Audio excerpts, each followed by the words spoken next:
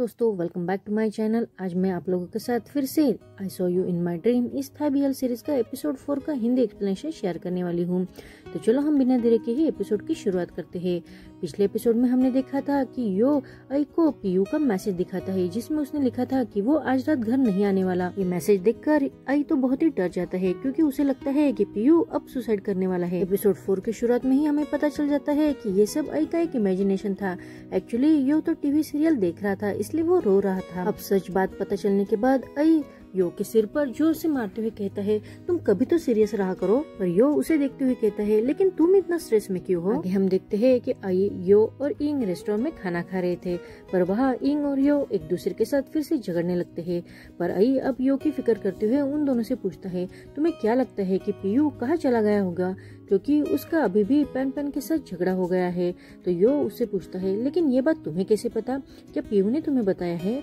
तो यो अब उसे सच न बताते हुए कहता है, हाँ एक दिन मैं उसे उसके काम में मदद कर रहा था, उसी दिन उसने मुझे ये सब बता दिया। उसने कहा था कि किसी शो की वजह से उन दोनों के बीच झगड़ा हो रहा है, पर उनका झगड़ा पुराने रिलेशनशिप के बारे में है या नए, इसके बारे में मुझे कुछ भी पता नहीं है। तो यो तुम्हें इसके बारे में पता है क्या। तो यो कहता है, एक्चुअली जब तुम्हारी बर्थडे पार्टी खत्म हुई थी तो मुझे वॉशरूम के लिए जाना था, इसलिए मैं मेरे घर आ गया था। तो मैंने सडनली पैन और पीयू की झगड़ने की आवाज सुनी। मैं पीयू के बारे में परेशान था और उनके झगड़े का कारण भी जानना चाहता था, इसलिए मैंने पास जाने की कोशिश की, लेकिन तभी वो दोनों रूम से बाहर आ गए, इसलिए मुझे कुछ भी पता नहीं चला। बात सुनकर आई कहता है, क्या तुम पीयू के लिए परेशान नहीं हो, मुझे लगता है कि हमें उसे ढूंढना चाहिए। तभी यो कहता है, कोई जरूरत नहीं है, तुम्हें तो पता ही है ना कि पीयू कैसा है, जब वो ज्यादा सोचता है तो वो ऐसे ही घर से चला जाता है, वो कल तक घर आ जाएगा। पर आई और भी परेशान होते हुए कहता है, लेकिन इस बार बात अलग है। तो यो कहता है, और वो कैसे। तो इंग जल्दी से यो के पैर पर अपना पैर रखते हुए और उसे सच बताने से मना कर देता है। वो खुद ही कहता है, शायद मुझे लगता है कि इस बार भी कोई डिफरेंस नहीं है, पैन उसकी पहली गर्लफ्रेंड है, हमने उसके कोई दूसरी गर्लफ्रेंड के बारे में सुना भी नहीं है, तो मुझे लगता है कि वही कारण होगा, हम ज्यादा लोड नहीं लेते हैं। लेकिन आई फिर से कहता है, लेकिन हमें कैसे पता चलेगा कि पीयू कहाँ है। तो यो कहता है, मुझे पता है कि हम कैसे पता लगा सकते हैं। आगे हम देखते हैं कि वो दोनों भी अपना गेटअप चेंज करके पीपैन के शो की जहाँ शूटिंग चल रही थी वहाँ आ जाते हैं और पीपैन को यहाँ वहाँ ढूंढने लगते हैं। उन तीनों को भी पैन कहीं नजर नहीं आती।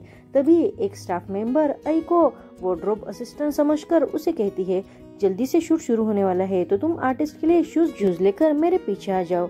अब आई को तो कुछ पता नहीं रहता, इसलिए वो रैंडमली कोई भी 2 जूते उठाकर उसके साथ चला जाता है। तभी उसे वहाँ सेट पर पीपैन नजर आती है और वो उसे जूते पहना देता है। उसके बाद वो आइस को जूते पहनाने लगता है, लेकिन आइस को वो जूते फिट नहीं आते, इसलिए वो उसे कहता है कि ये मेरे साइज के नहीं है।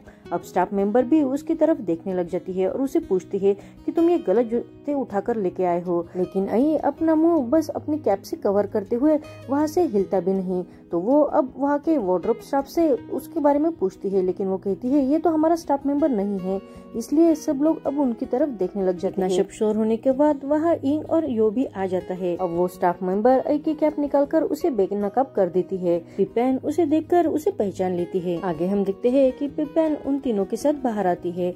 वो गुस्सा होते हुए कहती है, तुम ये सब क्या कर रहे थे, तुम्हें पता है क्या, अगर फिल्म मेंबर ने तुम्हें पकड़ लिया होता और मैं वक्त पर वहाँ नहीं रहती तो वो तुम्हें पुलिस के हवाले कर देते।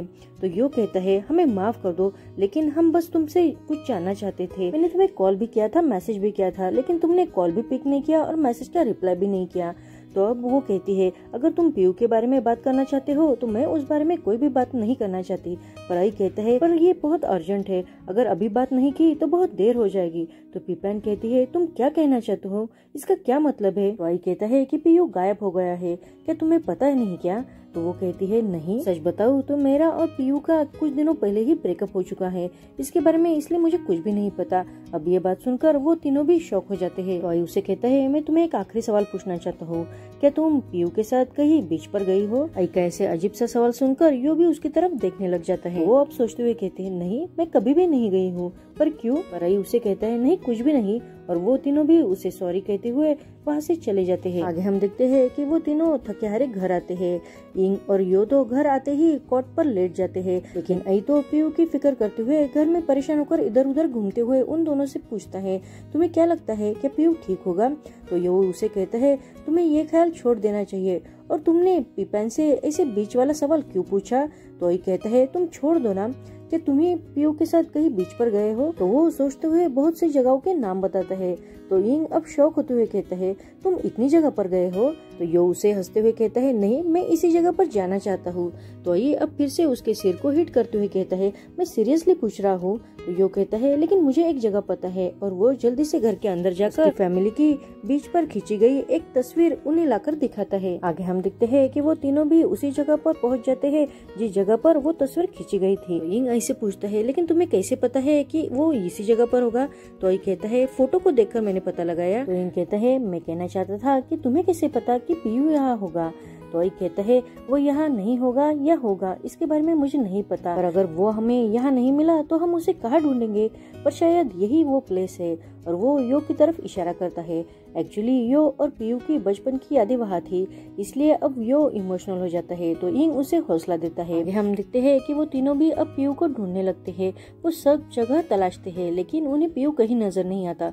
तो वो होटल में जाकर रिसेप्शनिस्ट से भी पूछ लेते हैं। वहाँ से भी उन तीनों को कुछ भी नहीं पता चलता। वो बहुत थके हारे अब बीच पर ही आकर बैठ जाते हैं। तभी यिंग कहता है, अब हमें क्या करना चाहिए? हम पीयू को कहाँ ढूंढेंगे? अब आई कहता है, मुझे भी नहीं पता। और वो बीच पर ही वही लेट जाता है। उसके साथ साथ बाकी दोनों भी बीच पर लेट जाते हैं। तभी आई को फिर से वही सपना आता है कि पीयू ने समुद्र के पानी में ही सुसाइड कर लिया हो। ये देखकर वो डरते हुए उठता है और पीयू पीयू करने लगता है। तभी उसे ब्रिज पर पीयू दिखाई देता है। तो वो जल्दी से पीयू की तरफ भागने लगता है। उसकी इस आवाज से बाकी दोनों भी उठ जाते हैं और उसके पीछे भागने लगते हैं। आई तो पीयू को रोकने के लिए उसे जोर जोर से आवाज लगाते हैं। पीयू अब ब्रिज के एंड पर था। तभी उसे आई की आवाज सुनाई देती है। तो वो पीछे देखता है। वो आई को देखकर उसे पूछता है, अरे तुम यहाँ क्या कर रहे हो? पर उसी वक्त उसका पैर फिसल जाता है और वो समुद्र के पानी में गिर जाता है। उसे ऐसा गिरते हुए देखकर आई भी बिना देरी किए पानी में छलांग लगा देता है। आई को छलांग लगाते देखकर बाकी दोनों भी पानी में छलांग लगा देते हैं। आगे हम देखते हैं कि वो चारों भी पानी से बाहर आकर बीच पर ही लेट जाते हैं। वो बहुत ही थक चुके थे। तो पीयू उन सबसे पूछता है, तुम यहाँ सब कैसे आ गए? तो आई उसे पूछता है, पीयू तुम क्या करने जा रहे थे? क्या तुम सुसाइड करने वाले थे? ये सुनकर पीयू शौक होकर पूछता है, सुसाइड? वो पूछता है, तुमने ऐसा क्यों सोच लिया कि मैं सुसाइड करने का ट्राई करूंगा? तो आई कहता है, हम सभी ने देखा कि तुम ब्रिज पर से कूदने वाले थे। तो पीयू कहता है, हम सबको अब रूम में जाकर बात करनी चाहिए। आगे हम देखते हैं कि वो सब अब होटल में बैठे थे। तो आई शौक होके कहता है, तो क्या तुम सुसाइड नहीं करने वाले थे? तो पीयू कहता है, नहीं बाबा, पर तुमने ऐसा क्यों सोच लिया कि मैं सुसाइड करने जा रहा हूँ? तो आई कहता है, तुम्हारा और पीपैन का ब्रेकअप हो गया है और तुम बीच पर वहाँ खड़े थे, तो हमें लगा कि तुम सुसाइड करने वाले हो। तो पीयू पूछता है, लेकिन तुम्हें कैसे पता मेरा और पीपैन का ब्रेकअप हो गया है? तो अब ये सब जानकर वो डर जाते हैं। यो ही कहता है, तुम कितने दिनों से घर नहीं आए ना, इसलिए हमने पीपैन से पूछ लिया, तो उसने ही हमें ये सारा सच बता दिया। तो पीयू कहता है, लेकिन मैंने तुम्हें मैसेज करके ये सारा सच बता दिया था ना। तो यो अब आई पर गुस्सा होते लगता है। तो यिंग कहते हैं, अरे उस पर गुस्सा मत हो, उसे तो बस पीयू की फिक्र थी। तो आई अब बहुत ही एम्बेरस होकर कहता है, कौन इसकी फिक्र कर रहा था? तो पीयू कहता है, कौन कर रहा था? इसलिए तुम मेरे पीछे पानी में कूद गए हैं ना, लेकिन तुम्हें कैसे पता कि मैं यहाँ हूँ? तो आई अपने बैग में से उनकी जो फैमिली फोटो की फ्रेम थी वो उसे दिखाता है। उसे देखकर पीयू बहुत ही इमोशनल हो जाता है। तो यो उसे कहता है, लेकिन तुम वापस कब आ रहे हो? तो पीयू कहता है, मेरा प्लान है कि मैं और दिनों तक यहाँ रुकूंगा। पर आई फिर से उसकी फिक्र करते हुए कहता है, नहीं, तुम्हें मेरे साथ ही वापस चलना पड़ेगा। अगर तुम वापस नहीं जाओगे तो मैं भी वापस नहीं जाऊंगा। तो पीयू अब कंफ्यूज होकर कहता है, लेकिन क्यों? तो आई कहता है, ऐसे ही। आगे हम देखते हैं कि आई को पीयू के साथ एक ही कमरे में सोना पड़ रहा था, इसलिए आई बहुत ही गुस्सा था। तभी पीयू उसे बार बार आवाज दे रहा था। तो आई उसे पूछता है, तुम क्यों मुझे परेशान कर रहे हो? मुझे यहाँ तुम्हारे साथ सोने के लिए क्यों कहा गया है? तो पीयू कहता है, क्योंकि तुम्हें मेरी बहुत फिक्र है ना, इसलिए। तो आई उसे कहता है, मुझे तुम्हारी कोई फिक्र नहीं है। तो पीयू कहता है, मुझे शाम से सबने बता दिया है कि तुम्हें मेरी कितनी फिक्र है। तो आई फिर से आर्गुमेंट करते हुए कहता है, मुझे तुम्हारी कोई फिक्र नहीं है, नहीं फिक्र है मुझे। तो पीयू कहता है, ठीक है ठीक है, और वो सोने जाता है और जल्दी से कहता है, ठीक है, तो मैं फिर से ब्रिज पर जाता हूँ। तो आई उसकी फिर से फिक्र करते हुए उसे जल्दी से रोक लेता है। पीयू बस अब उसकी तरफ देखने लग जाता है और उसे कहता है, देखो तुम्हें मेरी फिक्र है ना। तो अब आई भी मान लेता है और कहता है, ठीक है, मुझे तुम्हारी फिक्र है, अब तो खुश हो ना। तो पीयू कहता है, वैसे ज्यादा तो नहीं। आई कहता है, उसके लिए मुझे और क्या करना पड़ेगा? तो पीयू अब उसके बॉडी पर अपना हाथ फिराने लगता है। तो आई जल्दी से उसका हाथ दूर करते हुए कहता है, मुझे कुछ भी नहीं करना और तुम भी सो जाओ, तुम थक नहीं गए क्या? और वो जल्दी से चादर अपनी तरफ खींचकर सोने लगता है। तो पीयू भी अब चादर अपनी ओर खींचने लगता है। आगे हम देखते हैं कि यो को अपने रूम में आते हुआ देखकर इंग उसे कहता है, तुम अपने भाई के साथ क्यों नहीं सोते? तो यो उसे कहता है, तुमने देखा ना कि आई को उसकी कितनी फिक्र है, इसलिए मैंने उन दोनों को एक रात के लिए छोड़ दिया। इंग उसे कहता है, इसका मतलब ये है कि मुझे ही परेशानी उठानी पड़ेगी तुम्हारे साथ सोने की। यो भी उसके बहुत प्यार से करीब जाते हुए कहता है, तो क्या तुम मुझे ऐसे स्ट्रे डॉग की तरह बाहर छोड़ने वाले हो? और वो झूठ मूठ का सैड सा मुंह बना लेता है। उसे देखकर इंग कहता है, ठीक है, तुम यहाँ सो सकते हो क्योंकि मैं बहुत काइंड हूँ ना, इसलिए। अब यो भी खुश होकर वहाँ सोने लगता है। तभी उसे पीच का कॉल आता है, लेकिन वो कॉल कट कर देता है। तो इंग उसे पूछता है, अरे तुमने उसका कॉल क्यों नहीं उठाया? यो उसे कहता है, मैं आज के बाद उसका कॉल नहीं उठाने वाला, एक्चुअली मैं तो किसी से ही बात नहीं करने वाला। तो इंग कहता है, लेकिन ऐसा क्यों? तो वो कहता है, पीच मेरे साथ बहुत ही सीरियस है, मैं अभी भी इसके लिए रेडी नहीं हूँ। तो इंग पूछता है, लेकिन ऐसा क्यों? तो यो कहता है, मेरे जैसे इंसान कभी किसी के साथ ज्यादा देर तक सीरियस नहीं रह सकता है, पर मैं तुम्हारे साथ ठीक हूँ। पर इंग अब गुस्सा होते हुए कहता है, तुम हमेशा ही प्रॉब्लम से भागते आ रहे हो। वो दोनों फिर से आर्गुमेंट करते हुए एक दूसरे को टीज करते हुए सो जाते हैं। आगे हम देखते हैं कि आई नींद से उठता है तो वो बेड पर यो को नहीं देखता, इस वजह से वो उसे आवाज देने लगता है। लेकिन तभी उसे पैन और पीयू का इंटरव्यू दिखाई देता है, जिसमें वो दोनों अपने ब्रेकअप के बारे में कहते हैं कि हम दोनों एक दूसरे के साथ बहुत ही खुश है और प्यार से रहते हैं, इसलिए हम कभी भी ब्रेकअप नहीं करेंगे। ऐसे इंटरव्यू देखकर आई तो बहुत ही कंफ्यूज हो जाता है। लेकिन तभी उसी वक्त उसके पीछे जो पिलो थी वो हवा में उड़ने लगती है। उसे कोई आई कह के आवाज देता है और वो और कोई नहीं तो इंग होता है, यानी ये भी आई का एक सपना था। आगे हम देखते हैं कि यो और यू अपने माँ बाप के कब्र के सामने फ्लावर्स रखते हैं। वो दोनों भी बहुत ही इमोशनल हो जाते हैं। तभी हमें पास का एक सीन दिखाया जाता है। जब वो दोनों छोटे थे तब हमें पता चलता है कि यो पहले से ही बैडमिंटन खेलता आ रहा था।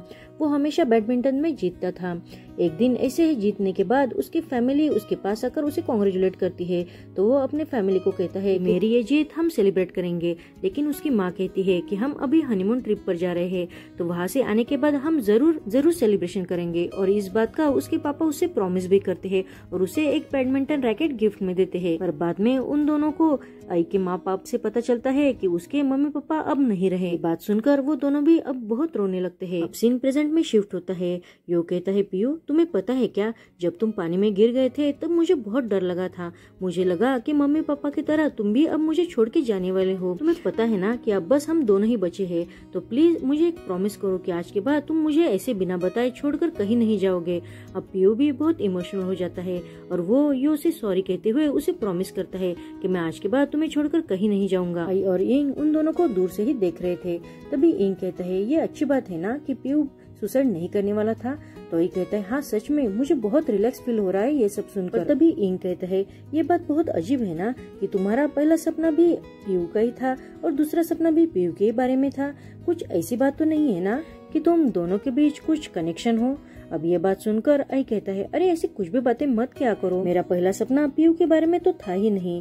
तो इंग कहता है, अरे लेकिन तुम्हें बचाने वाला तो पीयू ही था ना। अब आई भी इंग ने उसे जो अभी अभी कहा उसके बारे में सोचने लग जाता है। आगे हम देखते हैं कि वो चारों भी अब घर आ रहे थे। वो बहुत ही खुश थे। इंग पीयू को उसके माँ के घर उसे ड्रॉप करने के लिए कहता है और वही उतर जाता है। अब ये तीनों घर आते हैं। घर के बाहर आई के माँ बाप बैडमिंटन खेल रहे थे। अब आई और यो उनके साथ फिर से बैडमिंटन खेलने लग जाते हैं। वो चारों भी बहुत खुश थे। उनको खुश देखकर आई भी बहुत खुश हो जाता है। आगे हम देखते हैं कि आई अपने रूम में आता है। वो अब बेड पर लेटकर उसी बारे में सोचता है। तो वो जल्दी से अपने कपड़े बाजू में कर उसने जो पिक्चर बनाई थी उसे देखने लगता है। एक्चुअली आई ने जो ड्राइंग बनाई थी उन्हें एक जगह पर पेस्ट करके सब बातें नोट डाउन कर रहा था। तो वो अब जो सपने उसके सच हो गए और जो नहीं हुए उसे सॉर्टिंग करता है और उनके बारे में सोचने लग जाते हैं। यहीं पर हमारा एपिसोड 4 खत्म होता है। Thank you for watching.